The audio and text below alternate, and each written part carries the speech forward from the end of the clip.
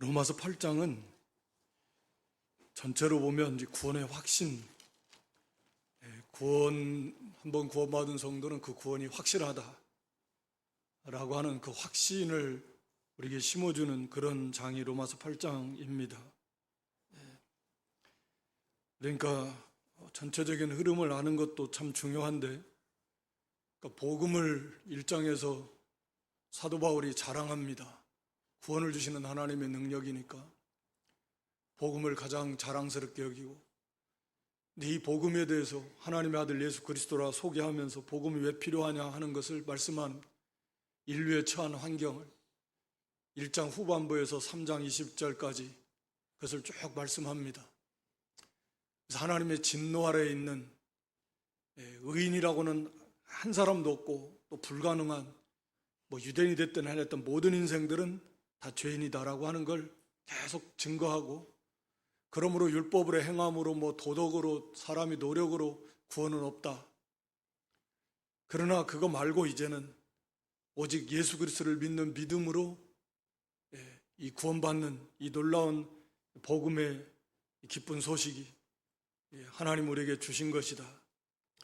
그래서 유대인이든 이방인이든 할 것이 다 믿음으로 구원받는다. 아브라함도 결국 믿음의 조상, 유대인들이 자랑하는 자기의 그런 조상 아브라함도 믿음으로 구원받았다. 그러면서 오직 믿음으로만 구원받는다. 그 진리를 말씀합니다. 그래서 5장에 가서 오직 믿음으로 의롭다함을 받은 성도는, 한번 구원받은 성도는 이제는 하나님 화평을 누리고 하나님과 화목하는, 그래서 아담과 예수 그리스도를 비교하면서 그리스도 안에서 우리에게 주신 이 구원의 그 능력, 강력함이, 그 풍성함이 아담으로 말미암아 임한 사망과 비교했을 때 그보다 훨씬 더 강력하고 비교할 수 없이 풍성하다. 그걸 비교할 수밖에 없는 거죠. 아담과 예수 그리스도를 비교하면서 그럴 수밖에 없잖아요. 아담 한 사람을 통해서 임한 그 죄가 모든 사람에게 얼마나 강력하게 미쳐서 한 사람도 그걸 벗어날 수 없었는데, 예수님은 아담과 비교하면 아담을 창조하신 분이시고 하나님의 은혜가 특별히 예수님과 함께 하시고, 그런 예수님으로 말미암아 미쳐지는 영향력이라고 하면 아담 한 사람을 통해서 미쳐지는 영향력하고 비교할 수 있겠는가? 얼마나 더 강력하고 얼마나 더 풍성할 것인가? 그 내용은 정반대예요. 저는 사망이었지만 이는 의에 대해 의로 인한 생명이다. 그것을 5장에서 말씀합니다. 그래서 은혜가 왕노릇하는 것이다. 영원토록 강력하게. 그래서 우리를 영원한 영생의 길로 인도한다. 벗어날 수 없다. 그걸 말씀합니다. 그리고 6장, 7장은 우리가 살펴본 대로 우리가 어떻게 구원받은 성도에게 어떤 일이 일어났고, 그래서 우리가 어떻게 해서 우리가 죄와 이제는 싸워서 이길 수 있는 존재가 되었는가 하는 그 원리를, 실제적으로 우리에게 일어난 일을 말씀을 통해서 가르쳐 줍니다. 그래서 연합되어서 우리가 우리의 옛사람은, 예수 믿기 전 옛사람은 죽었다. 마귀의 종, 죄의 종, 사망의 종로로 타던 그 사람은 죽어서 다시는 그 사람으로 못 돌아갑니다. 불가능하잖아요. 옛날로 돌아갈 수 있어요? 못 돌아갑니다. 그런 생각은 할 수 있고 그런 환경에 좀 젖을 수는 있지만 그 사람이 옛날 사람은 못 되는 거예요. 이미 시간이 흘러버렸어요. 사람 자체가 바뀌어버렸듯이 이건 그보다 더 근본적으로 완전히 새로운 존재가 됐다. 그것이 이제는 죄에 대해서 죽은 것이고 세상에 대해 십자가에 못 박힌 것이고 그런 존재가 되었고, 그래서 이제는 우리가 더 이상 마귀의 죄의 종로로 타지 않아도 된다 라고 하는 거죠. 싸워 이길 수 있는 존재가 되었다. 그렇지만 여전히 우리 속에는 그런 강력한 죄의 습성이 남아있고, 그래서 우리를 넘어뜨리려고 하는 게, 이게 치열한 성도의 영적 싸움이다. 그와 같은 율법의 역할도 말씀하고 있고, 그것을 6장, 7장에서 설명합니다. 여기 8장에 와서는 다시 이제 5장의 내용과 연결해서, 그러므로 우리가 그리스도 예수 안에 있는 믿음으로 의롭다함을 받은 성도에는 다시는 정죄함이 없다. 그래서 그 증거가 뭐냐? 8장에서 지금까지 우리가 쭉 살펴본 대로 오늘 여기 28절부터 읽었지만 하여튼 지금까지도 대충 쭉 나온 것이 뭐냐면, 한마디로 말하면 1절부터 28절까지는 성령을 따라서 행하는 생활이다. 자, 구원받은 성도가 이 확실한 하나님 백성인 증거가 뭐냐면 바로 성령이 그 사람 안에 있다라는 것이다 라고 하는 거죠. 그러니까 성령이 없으면 그 사람은 구원받은 사람이 아닐 것이고, 구원받은 사람이라면 반드시 성령이 그 사람 안에 계실 것이고, 성령이 그 사람 안에 있는 사람은 그게 하나님 자녀이고, 성령이 그 사람 안에서 하시는 일은 뭐냐? 영의 일을 생각하게 한다. 영적 사고방식. 성령이 하시는 일 중에 하나인데, 그러니까 우리가 육신적으로 생각하고 육신의 어떤 그런 습관, 사고방식, 그런 사상을 가지고 하기도 하지만 성령께서 우리를 자꾸 영적인 사고방식을 갖도록 자꾸 우리를 인도하십니다.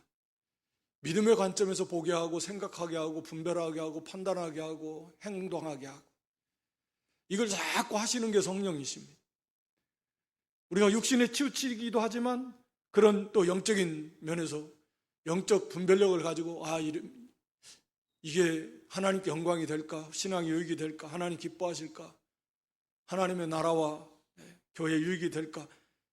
이런 자꾸 영적인 관점에서 생각하게 하고 또 행할 수 있도록 자꾸 우리를 인도해 가시는 분이 성령이시다.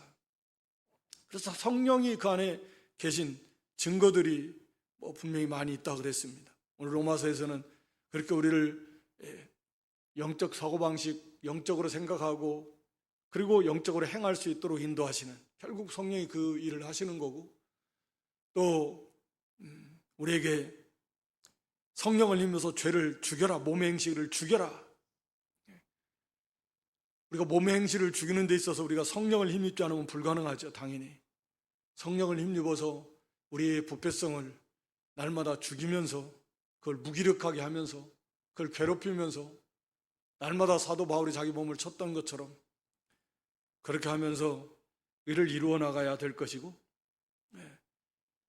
또 성령께서 우리가 하나님의 자녀라고 하는, 구원받은 하나님의 양자다, 참아들 대신 예수 그리스도와 좀 구별하는 표현인데, 그래서 참 하나님의 자녀라고 하는 그런 확실한 증거도 성령께서 주신다 라고 하는 것이고, 그러면서 이제 그 성령은 또 우리 안에서 우리를 위해서 기도하신다. 우리의 구원을 위해서 여기 26절에 이와 같이 성령도 우리 연약함을 도우신다. 소망이 우리가 연약하고 흔들릴 때 이 하나님 앞에 소망을 가지고 부르짖으면서 나아갈 돕듯이 성령께서도 우리를 도우신다, 그런 의미이기도 한데요. 우리 연약함을 도우셔서 하나님 앞에 우리가 빌 바를 알지 못할 때, 다시 말하면 하나님 앞에 무엇을 구해야 될지 모를 때가 태반인데, 그때에도 성령께서는 우리를 대신해서 하나님 앞에 우리에 대한 하나님의 뜻을 바로 아시기 때문에 그 뜻대로 우리를 대신해서 기도해 주신다 라고 하는 거죠. 그러니까 여기에서 알 수 있는 또 중요한 진리 중에 하나가 뭐냐면, 하나님께서 하나님의 백성의 하나님의 보배로운 뜻이 다 있는데 그걸 성령께서 그걸 그 뜻대로 기도해야만 하실까? 그냥 하나님께서 알아서 착착 다 해주시면 되지 않을까? 하나님의 뜻은 하나님의 뜻대로 구하라는 거예요. 하나님이 예정이 있고 하나님의 약속이 있는데 그래도 그걸 위해서 기도해라는, 그 기도를 통해서 받으라는 거죠. 그런데 오늘 본문에 보면 우리는 그걸 잘 몰라요. 드러난 하나님의 뜻은 다 압니다. 그것도 다 안다고는 할 수 없겠지만 계시된 성경에 기록된 하나님의 뜻, 우리가 어떻게 믿음 생활하고 하나님 어떻게 섬기고 가정에서는 어떻게 하고 사회에서는 어떻게 하고, 하여튼 우리가 그렇게 오늘 오전에도 자녀를, 부모를 어떻게 해야 되나, 이런 계시된 하나님의 뜻은 아는 거죠. 그럼 모를 수가 없는 것이고, 그런데 오늘 여기서 말하는 것은 감추어져 있는, 드러나지 않은, 하나님이 알려주지 않으신 하나님의 계획이 있다, 그 말입니다. 이것을 찾아서 우리가 기도를 해야 되는데 그거 어떻게 하냐 그 말이에요. 모를 때가 태반이고, 우리를 향한 하나님의 그 보배로운 계획들이 있는데 그 보배로운 계획을 하나님은 그 기도를 통해서 응답해 주시겠다. 우리가 에스겔 36장에서도 그러잖아요. 하나님이 그 놀라운 이스라엘의 회복에 대해서 말씀해 주시고 마지막에 서 뭐라고 하십니까? 그래도 이렇게 나에게 기도해야 내가 들어준다. 그런 거잖아요. 기도해라는 거예요. 근데 우리는 기도할 때조차도 하나님의 뜻을 잘 몰라요. 그런데 그 일을 누가 해주시냐면 성령이 해주신다. 그 사람에 대한 하나님의 모든 뜻을 하나님 성령께서 다 잘 아시는데 그 역할을 성령이 대신 탄식하시면서 기도하는 거예요. 그러니까 우리가 연약해서 무지해서 하나님의 뜻을 잘 몰라서 때로는 너무나 욕심에, 육신 중심에, 세상 중심에 치우쳐가지고, 예를 들어서 거기 25절에 보면, 24절에 보면 우리가 구원으로 소망을 받았는데 소망으로 구원을 받았습니다. 우리 구원이 참된 소망이라는 거죠. 이것만 우리의 참된 소망이죠. 우리 구원의 완성, 몸의 구속, 몸의 구속은 부활을 말합니다. 영의 구속, 영의 부활을 했잖아요. 그러니까 몸의 구속, 몸의 부활을 하는 거죠. 그러니까 구원의 완성을 말해요. 몸의 구속을 바란다는 건 구원의 완성, 영화롭게 되는 그날을 바라봅니다. 그걸 탄식하면서 바라보는 거예요. 이 땅에서 구원을 이루어가면서. 근데 그걸 바라보고 그걸 소망으로 삼고 그걸 위해서 보이는 소망은 소망이 아니다, 누가 바라리요 했는데 자꾸 이것을 구하면 성령이 탄식하시는 거죠. 마땅히 구해야 될 것, 소망으로 주신 신령한 것, 하늘의 것, 하나님이 기뻐하실 만한 것들을 찾아서 그걸 향해서 그걸 목표로 삼고 소망을 삼고 구해 나가야 되는데 자꾸 육신 중심에, 물질 중심에, 세상 중심에, 어떤 데는 구하지 않아야 될 것 또는 자기 욕심으로 이 잘못 구하는 것, 그럼 성령께서 탄식하시는 거죠. 그러면 탄식하면서라도 우리를 도우셔서 우리에 대한 하나님의 그 뜻대로 다 구하셔서 우리에 대한 하나님의 모든 뜻이 하나도, 그게 하나님의 방법이다라는 거죠. 그게 하나님의 방법이다. 그러니까 기도는 신비하지만 하나님이 예비해 놓으신 것을 그렇게 더 풍성히, 그러면 내가 기도 안 해도 성령께서 여기 우리를 도우신다네. 기도할 때 우리의 연약함을 도우신다 그랬잖아요. 그러니까 우리가 기도할 때 성령이 도우신다라는 것은 성령도 우리 연약함을 도우시나니 마땅히 빌 바를 알지 못한다. 다시 말하면 무엇을 구해야 될지 내용을 잘 몰라가지고 다른 것을 구할 때 성령께서는 그걸 바른 것을, 하나님의 뜻대로 바른 걸 기도해 주신다라는 거죠. 그러니까 성도가 기도해야 되고, 기도할 때 설사 잘못 구할 때에도 성령은 그걸 도우셔서 하나님 앞에 하나님의 뜻대로 바른 것을 구하신다라는 거죠.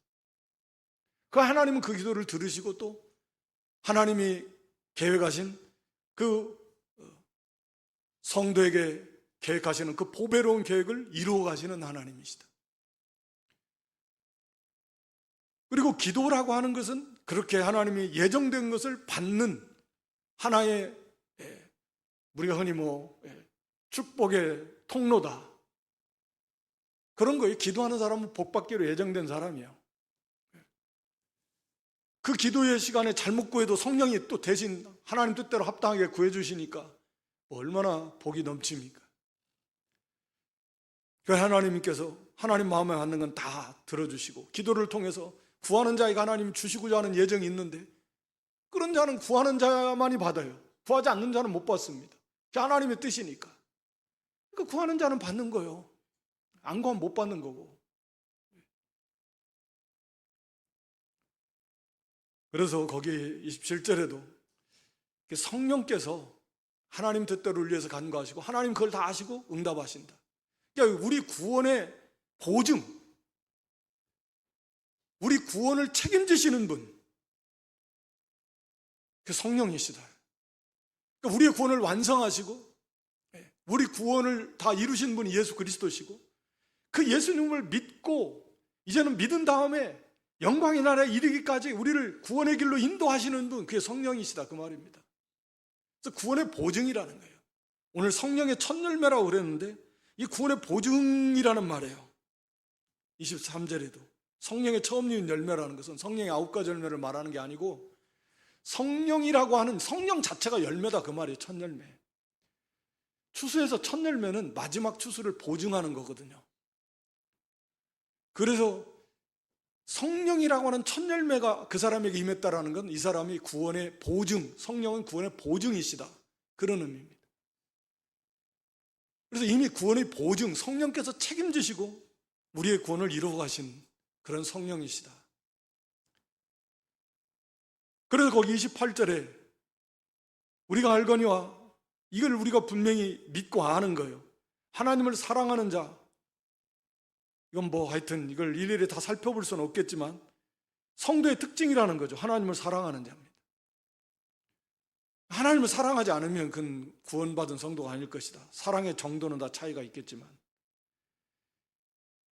그러니까 하나님을 사랑하는 자, 곧 그 뜻대로 부르심을 입은 자들, 하나님의 뜻대로, 우리가 이제 9장에 가면 나오겠죠. 선택과 유기에 대해서 하나님의 주권입니다. 하나님의 뜻대로 부르심을 입은 자들에게는, 그 구원받은 성도들인데 모든 것이 합력해서 선을 이룬다. 이게 놀라운 것입니다. 그래서 모든 것이 합력해서 선이라고 하는 하나님의 뜻이죠. 하나님의 궁극적인 뜻은 무엇이냐? 거기 29절에 하나님의 아들을 본받게 하기 위해서, 아들의 형상, 우리를 구원하셨다, 이렇게 말씀하고 있는데, 그러니까 하나님의 아들의 형상을 본받게 하시는 거예요. 그래서 영광의 나라에 이르도록 우리의 구원을 이루어 가시는 거죠. 예수님을 닮아가게 하시는 거죠. 그렇게 해서 하나님 나라로 이제 마지막 데려가시는 거예요. 그게 하나님의 선이에요. 선, 궁극적인 선, 우리에 대한 하나님의 계획이라고요. 모든 것이 합력해서 선을 이루는 그 선의 기준이 세상적 기준이 아닙니다. 그건 하나님의 아들의 형상, 예수 그리스도를 닮아나가고 하나님을 알아나가고, 그래서 좀 하나님이 기뻐하시는 영적인 하나님의 자녀다운 그런 모습으로 잘 만들어져서, 그래서 하나님 나라에 가는 거, 이게 하나님의 우리에 대한 보배로운 계획인데, 모든 것을 다 합력해서 하나님이 이 일을 이루어 가신다라는 거죠. 하나님이 우리에 대한 하나님의 계획을 실패 없이 하나님은 이것을 이루어 가신다.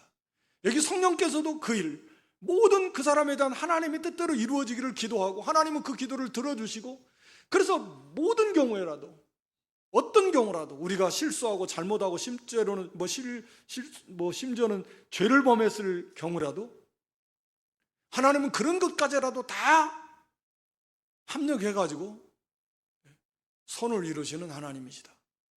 요셉과 같은 경우나 그런 그 실예들이 성경에 보면 많이 나옵니다.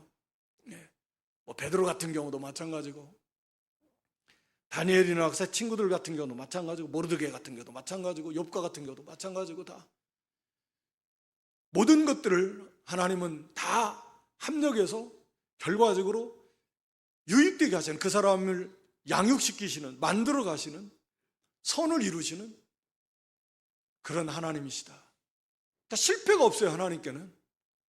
그러니까 참 얼마나 감사해요. 그러면 또 그래, 그럼 아무렇게나 해도 되겠다?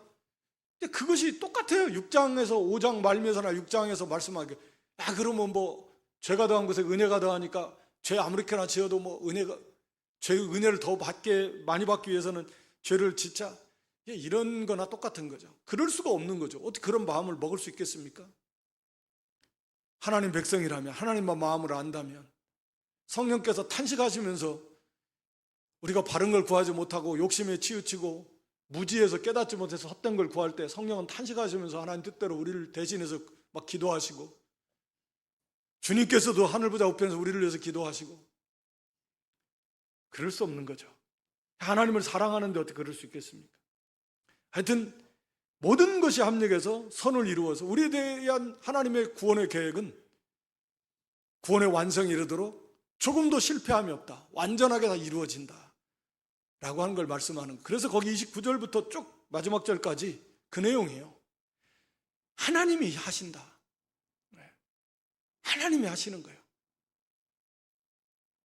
절대적으로 하나님이 하십니다. 구원은 하나님께 달려있고 구원의 완성도 하나님께 달려있다. 과정도 하나님께 달려있다. 알파와 오메가시다. 그래서 이것을 성도의 견인에 대해서 아주 잘 나타내주고 있는 본문이다, 이렇게 말하기도 합니다. 하나님 우리를 끝까지 책임지시고 영광의 그 나라, 그 순간 그때까지 우리를 인도해 가신다. 그게 성도의 견인이잖아요. 보호하시면서 인도해 가시는 거예요. 구원의 확신이고 성도의 견인인데, 거기 29절에 30절 5가지에 대해서 말씀하는데, 29절에 하나님이 미리 하신 자들을 그 아들의 형상을 본받게 하기 위하여 미리 정하셨고, 예지 예정. 또 30절에 가서는 또 정하신 그들을 부르시고 의롭다 하시고 영화롭게 하셨다. 미리 하시고 미리 정하시고 그들을 부르시고 그리고 의롭다 하셨고 영화롭게 하셨다. 이 5가지.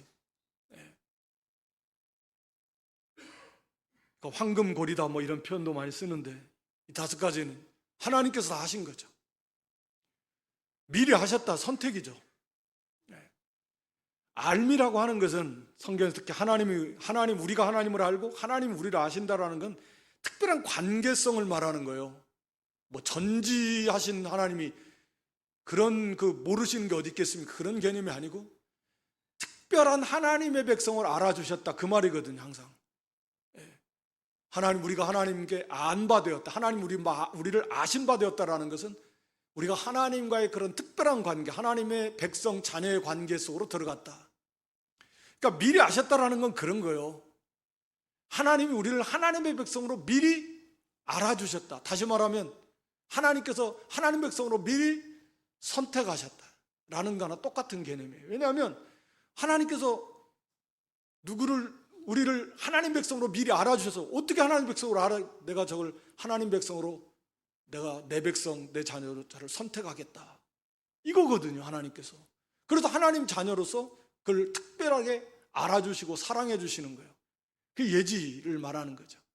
흔히 뭐 잘못 말하듯이 저거 사람 누가 예수를 믿을까 안 믿을까 이런 말이 아니고, 그래가지고 믿을 사람 딱 선택해가지고 말도 안 되는 거죠. 왜냐하면 우리가 로마서에서 쭉 앞에서 살펴본 대로 사람은 믿을 수가 없어요, 스스로. 누가 믿어요? 믿기는 못 믿습니다. 못 믿어. 하나님이 강력하게 믿음을 선물로 줘서 믿게 해주시는 거지. 그러니까 그런 건 아예 성경을 너무 모르는 그런 말도 안 되는 소리고, 하나님께서 미리 아셨다라는 건 그런 거예요. 미리 하나님 백성으로 알아주셨다. 즉 다시 말하면 선택을 전제로 하는 거예요. 하나님께서 하나님 백성으로 선택하실 거니까. 그래서 특별한 하나님 자녀로 사랑해 주시고, 그래서 사랑해 주신 거예요. 그래서 이건 그냥 예지는 그냥 선택과 동일하게 생각하시면 됩니다. 미리 아셨다. 미리 하나님 백성으로 선택하시고 하나님 백성으로 특별히 알아주시고 사랑해 주셨다. 우리 아모스 3장에서 그런 말씀 있잖아요. 모든 민족 중에 내가 너희만 알았다. 그런 거잖아요. 특별한 관계 속에서 내가 너희를 내 백성으로 사랑하고 선택하고 사랑했다. 그게 내가 너희를 알았다라는 표현인데, 예지는 그런 겁니다. 미리 알아주시고 미리 하나님 백성 우리를 선택해 주신 거. 거기 9장에서 이제 나옵니다. 하나님의 주권이죠. 하나님이 하시는 거죠. 100% 하나님의 은혜입니다. 측량할 수 없는 은혜입니다. 선택 안 하셔도 우리는 할 말이 없다 그랬어요. 하나님이 선택해 주신 거예요. 어떻게 무슨 말씀을 어떻게 드리겠습니까?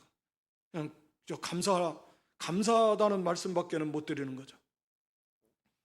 그런 우리를 미리 아시고 선택하셔서 하나님 백성으로 사랑해 주시고, 그리고 정하셨다라는 것은 이제 구체적으로 언제 태어나가지고 어떻게 해서 예수님을 믿게 해서 이 모든 걸 구체적으로 정했다, 그 말이죠. 우리가 흔히 말하는 어떤 그 사람의 운명, 그 사람에 대해서 구체적으로 하나님께서 다 예정하셨다.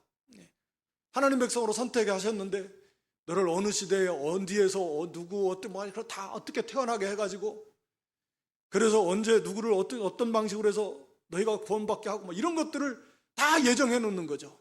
신기하고 놀랍지만 우리 하나님께서, 그러니까 우리가 그런 존재입니다. 어찌어찌 하다가 태어난 것도 아니고 예, 사람 생각에는 그렇죠. 예. 뭐 어떻게 하다가 야 실수로 태어났대 뭐 했다고 해도 그건 뭐 그러시고, 우리는 절대적으로 하나님께서 이미 창세전에 안 태어날 수가 없는 거예요. 하나님께서 딱 그렇게 딱 태어나게 하셨는데, 뭐 정해놓으셨는데 무슨 수로. 예.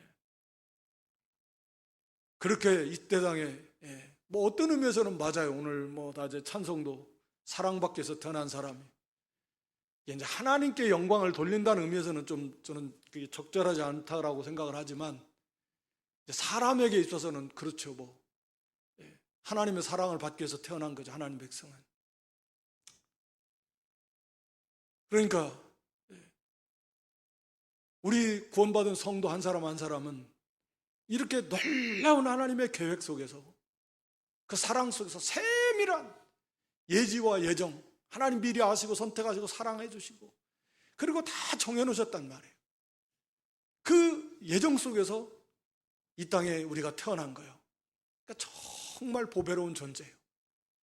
그래서 다 정해놨습니다. 예. 이 목적은 거기에 하나님의 아들의 형상을 본받게 하기 위하라고 말씀했습니다. 그러니까 우리가 하나님의 자녀로 하나님이 선택하셨으니까 이제 하나님의 자녀로서의 자격을 만들어 가야죠. 예. 하나님의 자녀가 됐으면 좀 자녀다운 사람으로 예수님을 닮아가야 되는 것이고, 이제 그거 하시는 겁니다. 우리 구원받은 다음에는. 그래서 예수님이 그 많은 형제 중에서 맏아들이 되게 하시려, 구원받은 많은 성도들 가운데 우리 예수님은 맏아들. 여기 30절에 가서 보면 또 미리 정하신 그들을 또한 부르셨습니다. 우리가 흔히 뭐 외적 부르심, 내적 부르심 뭐 이렇게 뭐 표현하는데, 초청이죠. 초청. 다 부르시는 거예요. 여기서 물론 부르시는 것은 내적 부르심이라고 하는, 효력 있는 부르심이라고도 하고, 외적 부르심은 다 예수 믿으세요, 예수 믿고 구원받으세요, 뭐 이런 초청하는 거죠. 다 예수 믿으십시오. 그게 이제 누구에게나 다 복음 전하는 외적 부르심입니다. 초청이니까. 그런데 내적 부르심은 그 사람 한 사람 한 사람, 그 사람의 그 마음의 그 영혼에 이게 작용을 하는 거죠. 그래서 이게 하나님 앞에 그 부르심에 응답할 수밖에 없도록, 그래서 이제 칼빈은 이것을 거부할 수 없는, 저항할 수 없는 은혜다 이렇게 표현하잖아요. 네. 그래서 저항할 수 없다. 이레지스터블 발음이 엉망이지만 그레이스다. 레지스터블에다가 부정 접도를 붙여가지고 거부할 수 없는, 저항할 수 없는 그런 그레이스, 은혜다 이렇게 표현하는 겁니다. 그러니까 거부할 수 없어요. 이게 하나님이 부르시는 부르면 거부 못합니다. 그냥 와요. 우리 생각에는 뭐 부모에게 끌려서 왔던, 친구 뭐 가보자 해서 왔던, 뭐 초천장치를 했는데 뭐 음식을 먹고 싶어서 한번 가봤던, 아니면 뭐 누가 뭔 무슨 이유가 됐든지 간에 한번 가보자, 가서 딱 붙잡히는데, 뭐가 됐든지 간에 하나님께서는 그 모든 것들을 사용하셔서 결과적으로 그걸 주 앞에 나오게 하고 듣게 하고 그 복음을 통해서 구원받게 하십니다. 거부할 수 없어요. 그러니까 우리가 이것은, 우리가 믿는 이 복음을 전하는 자, 이게 큰 담대함이 된다 그랬잖아요. 그러니까 하나님의 택한 백성이면 거부할 수 없습니다. 거꾸로져서 와요.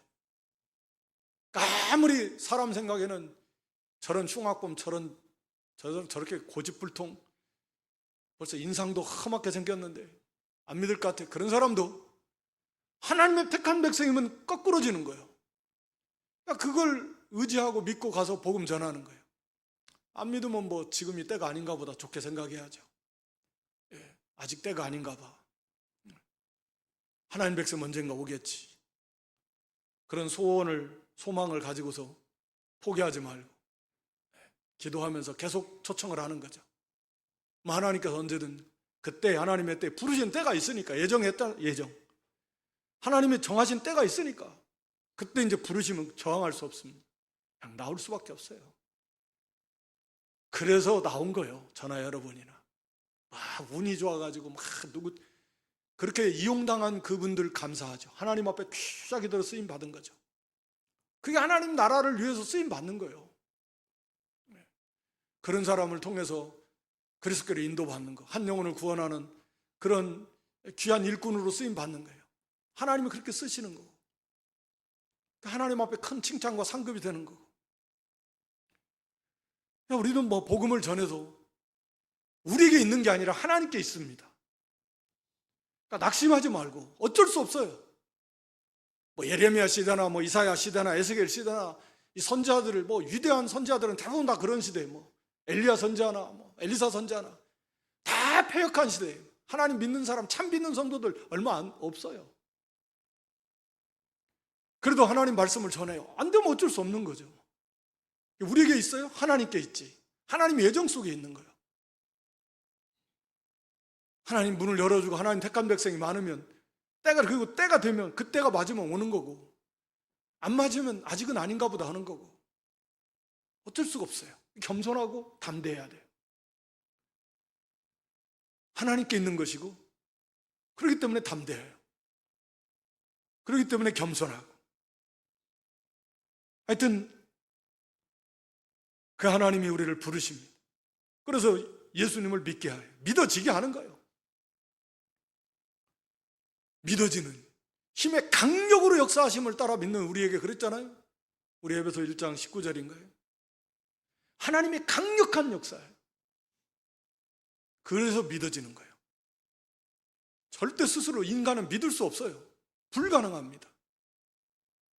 믿어지는 것이야말로 정말 위대한 하나님의 역사다. 이것이야말로 구원받는 하나님의 방법이니까. 구원 주시는 하나님 방법이잖아요. 복음을 믿어서 구원받게 하시는 거예요. 믿음 자체가 구원을 주는 건 아니지만 구원을 받게 하는 하나의 수단이잖아요. 믿음이라고 하는 것이. 구원은 하나님이 주시는 거고, 구원을 완성하고 이루신 분이 예수 그리스도시고, 그걸 우리에게 주시는데 그걸 받는 그릇이 믿음이라고 하는 거죠. 그런데 그 믿음이라고 하는 그 그릇 자체도 우리가 스스로는 가질 수 없다, 만들 수 없다라는 거죠. 하나님께서 주시는 거예요. 강력함으로. 그러니까 어떤 뭐 신비적인 체험, 그건 구원을 보증하지 못하지만 이 믿음, 믿어지는 믿음은 이건 구원받은 확실한 증거이고, 그것보다 더 큰 그런 우리에게 또 중요한 필요한 그런 표징은 하나님의 큰 역사는 없다. 그런 놀라운 하나님의 역사, 강력한 능력으로 역사하셔서 우리가 예수님을 믿었는데 뭐 다른 그런 신비한 것을 추구한다라고 하는 것은, 그것은 이 잘 깨닫지 못한 그런 증거다라고 하는 거죠. 하여튼 그래서 우리가 믿은 성도들을 향해서 의롭다라고 하셨다. 이것은 의롭다라고 하는 칭의는 말씀드리지만 계속 이건 재판장이 오늘 여기 본문에서도 말씀하는데 최종 이렇게 선고예요. 땅땅땅. 최후의 재판정에서 그 재판장 되시는 하나님께서 너는 의인이다 라고 딱 선언하신 거예요. 의롭다고 하셨어요. 그럼 그걸로 끝난 거지. 그걸로 끝난 거예요. 너희 의인이야. 그 의를 가지고 우리는 하나님 나라에 가요. 하나님 인정하신 의, 하나님 나라는 그 의가 없으면 못 들어가는데 그 의를 받았으니까, 그 의인이라 칭함을 받았으니까 하나님 나라 가는 겁니다. 그리고 영화롭게 하셨다. 이건 말씀드린 대로 몸의 구원이 완성되는, 즉 부활의 몸을 입는 그날을 말하는 겁니다. 우리 궁극적 구원의 완성이죠. 영화입니다. 영화. 성화, 영화. 우리가 구원받은 그 순간부터 이제 성화가 시작되잖아요. 우리는 이제 구원 이루어 간다라는 표현이 좀 익숙한데, 하여튼 성화, 거룩하게 만들어져 가고 변화되어져 가는 거예요. 구원을 받은 순간부터 그건 시작이 돼요. 아이가 태어나면 태어나는 순간부터 자라나듯이 우리가 구원받으면 딱 구원받은 순간부터 성화는 시작됩니다. 그리고 계속 이루어지는 거죠. 그 성화는 협력이죠. 하여튼 그리고 이제 그렇게 점점 예수님을 닮아가 거룩하게 만들어져 가다가 완전히 영화롭게 된다는 거예요. 구원의 완성을 말합니다. 그래서 그때는 더 이상 죄와 싸울 일도 없고 죄를 지을 가능성도 없고 완전한 구원은 받은 그런 영광스러운 몸이 되는 거예요. 그것을 이미 여기서는 영화롭게 하셨다라고 이미 완료 시제를 표현하는 거죠. 앞으로 되어질 일인데, 그래서 우리는 이제 성경에서 이런 표현들은 예언적 완료다, 그래서 앞으로 되어질 일인데 너무나 확실할 때는 이미 이루어진 일처럼 표현해 버리는 겁니다. 앞으로 될 일이지만 앞으로 될 거야가 아니라 이미 이루어졌어 라고 이렇게 표현해 버려요. 왜? 그만큼 확실하다는. 그래서 이미 우리가 에베소 2장에서 그런 표현들을 이미 예수님과 함께 하늘에 앉히셨다, 예수님과 함께 우리를 하늘에 앉히셨다라는 거죠. 함께 일으키시고 함께 하늘에 앉힌 바 됐다. 그러니까 이것은 이미 너무나 분명한, 너무나 확실한, 영화롭게 이미 된 거나 마찬가지. 우리의 구원은 완성이 된 거다, 마찬가지다라는 것을 말씀합니다. 그래서 그것을 이제 31절부터 그 내용을 몇 가지를 들어서 그럴 수밖에 없는 거야. 왜 이게 완전한가? 따질 수 없는, 대답할 수 없는 완전한 그런 질문들을 통해서 우리의 구원이 완성하다, 완전하다라고 하는 것을 말씀하고 있는 거죠. 그래서 여기 이런즉 그런즉 이 일에 대해서 우리가 무슨 말하랴? 이 일에 대하여 우리가 무슨 말하랴? 만일 하나님 우리를 위하시면 누가 우리를 대적하랴? 그러니까 이제 여기서 이제 가정을 둬서 쭉 하는 질문의 내용들이 뭐냐면, 우리의 구원이 과연 진짜 안전하고 완전하냐? 가다가 이게 떨어질 염려는 없나? 그 요인들, 한번 구원받은 게 취소가 안 돼? 하나님이 마음이 안 변하실까? 하나님 마음이 변하시면 어떡할 거예요? 예를 들어서 그런 거예요. 우리의 대적들이 이렇게 많고, 나중에 또 하나님 우리를 우리의 죄를 붙들고 죄를 가지고 우리를 다시 고소하고 송사하고 우리의 죄에 대해서 그런 대적들이 충분히 있지 않겠나? 사탄이 우리가 그러면 거기에 대해서 어떻게 해야 되느냐? 그런 것들을 이제 여기서 이 상황을 설정해서 그러한 질문들을 하는 거죠. 대답할 수 없는 그런 질문이다 이렇게 표현하는데, 측량할 수 없는 하나님의 사랑입니다. 그래서 여기 하나님이 우리를 위하시는데 누가 우리를 대적하겠느냐? 우리가 이 구원의 길을 가는데, 믿음의 길을 걸어감에 있어서 얼마나 많은 원수들이 많은데, 밑에 이제 쭉 말합니다. 35절로 그렇고 얼마나 어려운 일들이 많고 대적들이 많아요. 이걸 도대체 어떻게 이걸 다 이기고 이 믿음의 길을 간단 말인가? 끝까지 완주할 수 있단 말인가? 어떻게 그게 보장하냐? 그런 거죠. 하나님이 이 구원의 일에 우리를 위하신다. 하나님이 내 편이시다. 그 내용을 쭉 말하고 있습니다. 하나님의 사랑, 그리스도의 사랑. 그래서 이것을 우리를 이길 수 있는 자가 없다. 끊을 수 있는 자도 없다.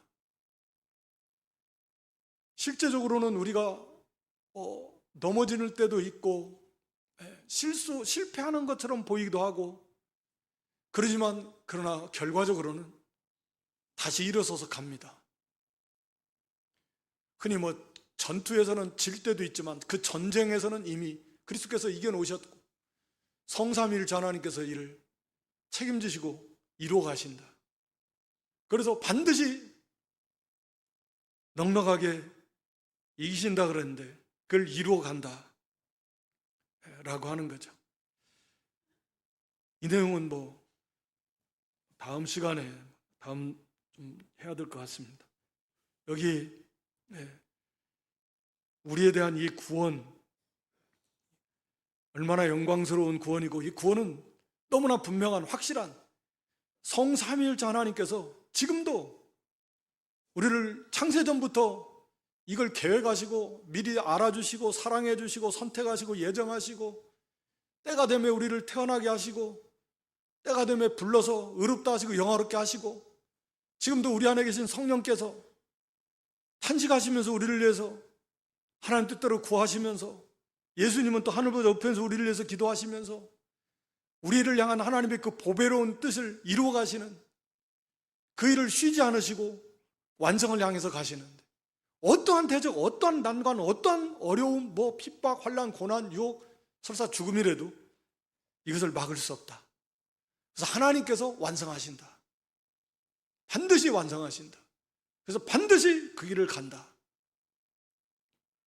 라고 하는 것입니다. 그래서 우리가 이 놀라운 구원, 하나님의 은혜에 감격하고 또 우리 안에 계신 성령, 이 계신 그 성도, 그게 구원받은 성도니까 그 성령의 인도를 따라서 우리가 몸의 행실을 죽이고 몸의 지체, 죄악의 욕구, 옛사람의 그 부패성의 그 죄악된 습성들을 죽이고 성령의 인도를 따라가고 보이는 거 소망 삼지 말고 보이지 않는 하나님의 나라, 영원한 하나님의 나라를 우리의 소망으로 삼고 인내하면서 그리스도 안에서 함께한 후사로 그리스도와 함께 고난도 기쁘게 받는 그 영광의 산소망 가운데서 이 믿음의 길을 걸어가는 우리를 향하신 성삼일체 하나님의 이 지금도 우리와 함께 하셔 이 구원을 이루어 가시는 이 측량할 수 없는 은혜와 사랑을 기억하면서 감사감격하면서 우리도 하나님을 사랑하되 마음과 목숨과 뜻과 힘을 다하기까지 사랑해서 승리해 나가는 그런 저와 여러분 될 수 있기를 주님의 이름으로 축원합니다.